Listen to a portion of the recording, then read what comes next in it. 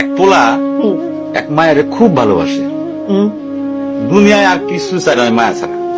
আচ্ছা, কিন্তু মায়া পোলাটারে পছন্দ করে না।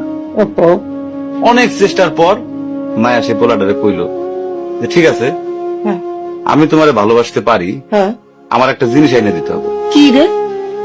পোলাটা তখন কইল যে তোমারে পাওয়ার লিগা আমি দুনিয়ার যে কোনো জায়গা থেকে যে কোনো জিনিস এনে দিতে পারি। হ্যাঁ হ্যাঁ, মায়েরা তখন কইল তুমি তোমার মায়ের কলিজাটা আমার আইনা কি ক- কি ক- কি কি কি- মনে হয় না।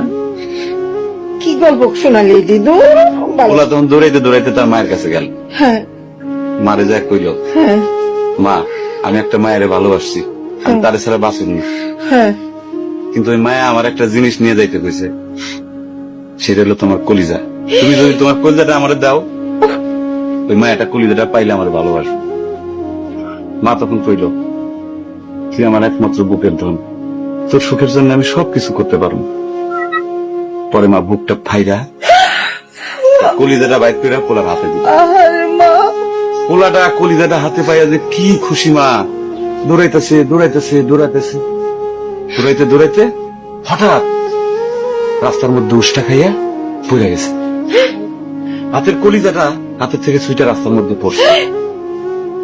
তখন মায়ের কলিজাটা কইতেছে ব্যথা পাইছো বাজান? কোন মায়া যদি এইরকম কয়, সেই মায়ের আমি, আমার মনে হয় জগতের সব মায়ে একরকম, আমি পারো না মা, আমি তোমার ছাড়া আমি থাকতে পারবো না মা।